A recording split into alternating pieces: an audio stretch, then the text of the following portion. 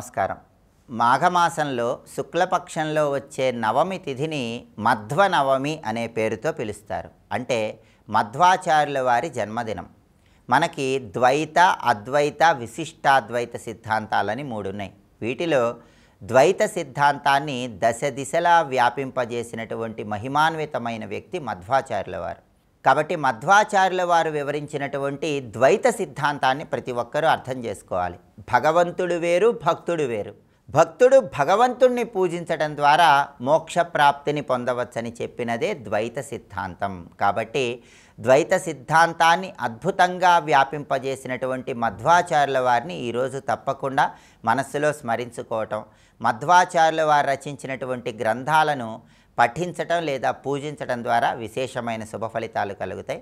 అలాగే దైనందిన జీవితంలో ఆర్థిక ఇబ్బందుల నుంచి సులభంగా బయటపడటానికి గురువారం సందర్భంగా శ్రీ మహాలక్ష్మీదేవిని అర్చన చేస్తే ఉత్తమ ఫలితాలు కలుగుతాయి. గురువారము అంటే లక్ష్మీవారం, లక్ష్మీదేవికి ప్రీతిపాత్రమైన రోజు. కాబట్టి శ్రీ మహాలక్ష్మీదేవిని ఈరోజు ప్రత్యేకంగా అర్చన చేస్తే లక్ష్మీ కటాక్షం సులభంగా కలుగుతుంది. లక్ష్మీదేవికి ప్రీతిపాత్రమైన విధంగా గులాబీ పూలతో పూజించటం, అలాగే మారేడు దళాలతో అర్చన చేయటం, ఇలాంటివి చేయటం ద్వారా లక్ష్మీ కటాక్షం కలుగుతుంది. అలాగే జ్యోతిష శాస్త్రపరంగా జాతకంలో ఎవరికైనా సరే భాగ్యస్థానంలో దోషం ఉన్నట్లయితే ఆర్థిక ఇబ్బందులు ఎక్కువగా ఉంటాయి, దారిద్ర్య బాధలు ఎక్కువగా ఉంటాయి. దారిద్ర్య బాధలన్నీ పోగొట్టుకోవటానికి, కటిక దరిద్రం ఉన్నా సరే దాని నుంచి సులభంగా బయటపడటానికి కొన్ని ప్రత్యేకమైన విధి విధానాలు పాటించాలని ప్రామాణిక పరిహార శాస్త్ర గ్రంథాల్లో చెప్పారు. వాటిలో ముఖ్యమైనటువంటిది ఏంటంటే, ఎప్పుడైనా సరే అమావాస్య తర్వాత వచ్చేటటువంటి శుక్రవారం రోజు నల్లటి గుర్రపు నాడ ఇంటికి తెచ్చుకోవాలి. ఆ గుర్రపు నాడాన్ని చక్కగా శుభ్రంగా నీళ్లతో కడిగి పూజా మందిరంలో ఏర్పాటు చేసి గంధం బొట్లు, కుంకుమ బొట్లు పెట్టి ఆ తర్వాత ధూపం వేసి మీ ఇంటి సింహద్వారం పై భాగంలో ఆ గుర్రపు నాడాన్ని ఏర్పాటు చేసుకోవాలి. దీనివల్ల లక్ష్మీ కటాక్షం కలుగుతుంది. అలాగే శివుడికి సోమవారం కృత్తికా నక్షత్రం కలిసి వచ్చిన రోజు 2 ప్రత్యేకమైన అభిషేకాలు చేస్తే కూడా మహాదారిద్ర్య బాధల నుంచి సులభంగా బయటపడవచ్చు. సోమవారము, కృత్తికా నక్షత్రం ఈ 2 కలిసి వచ్చినప్పుడు ఎప్పుడైనా సరే శివుడికి గంగాజలంతో అభిషేకం చేయండి, మారేడు దళాలు కలిపిన నీళ్లతో అభిషేకం చేయండి. ఈ 2 అభిషేకాలు చేస్తే శివానుగ్రహం వల్ల క్రమక్రమంగా దారిద్ర్య బాధల నుంచి సులభంగా బయటపడవచ్చు. అలాగే కొన్ని ప్రత్యేకమైన దానాలు ఇవ్వటం ద్వారా కూడా దారిద్ర్య బాధల నుంచి సులభంగా బయటపడవచ్చు.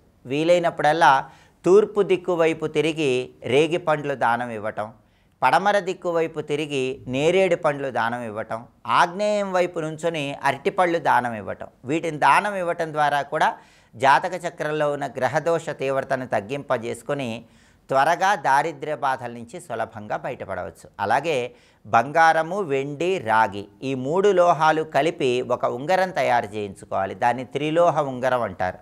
ఈ త్రిలోహ ఉంగరాన్ని శివాలయంలో శివాభిషేకంలో ఉంచి ఆ తర్వాత కుడి చేతి చూపుడు వేలుకు ధారణ చేయటం ద్వారా కూడా పరమశివుడి సంపూర్ణమైన అనుగ్రహము, లక్ష్మీ కటాక్షము కలిగి తీవ్రమైన ఆర్థిక ఇబ్బందుల నుంచి సులభంగా బయటపడవచ్చు. కాబట్టి ఆర్థిక ఇబ్బందుల నుంచి బయటపడటానికి, మహాదారిద్ర్య బాధలు తొలగింపజేసుకోవటానికి ఈ ప్రత్యేకమైన విధి విధానాలు పాటించడంతో పాటుగా మంత్రశాస్త్రపరంగా మహాదరిద్ర బాధలు, కటిక దరిద్ర బాధల నుంచి బయటపడటానికి ప్రతిరోజు కూడా ఒక ప్రత్యేకమైన మంత్రాన్ని 21 సార్లు పఠించాలి. ఆ మంత్రం ఏంటో ఇప్పుడు మనం చూద్దాం. ఓం శ్రీం హ్రీం క్లీం శ్రీం సిద్ధిలక్ష్మీ నమః.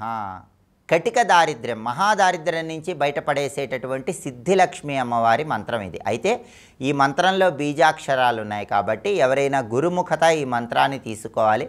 అలా వీలు కాని పక్షంలో ఒక రావి ఆకు మీద ఈ మంత్రాన్ని రాసి 24 గంటల పాటు ఎక్కడైనా శివలింగం దగ్గర ఆ రావి ఆకు నుంచి పరమశివుడే ఆ మంత్రాన్ని మీకు ఉపదేశం చేసినట్లుగా భావించుకొని ప్రతిరోజు కూడా ఈ మంత్రాన్ని 21 సార్లు పఠించండి. అలా పఠిస్తూ ఉంటే క్రమక్రమంగా కటిక దారిద్ర్య బాధలు, మహాదారిద్ర్య బాధల నుంచి చాలా సులభంగా బయటపడవచ్చని ప్రామాణిక మంత్రశాస్త్ర గ్రంథాల్లో చెప్పారు. కాబట్టి మహాదారిద్ర్య బాధల నుంచి సులభంగా బయటపడటానికి, కటిక దరిద్రమైనా సరే పోగొట్టుకోవటానికి అద్భుతంగా ఉపయోగపడేటటువంటి సిద్ధిలక్ష్మి అమ్మవారికి సంబంధించిన మంత్రం ఏంటో ఇంకొకసారి చూద్దాం. మరి ఓం శ్రీం హ్రీం క్లీం శ్రీం సిద్ధిలక్ష్మీ నమః మంత్రజపం చేయండి. దారిద్ర్య బాధల నుంచి సులభంగా బయటపడండి. స్వస్తి.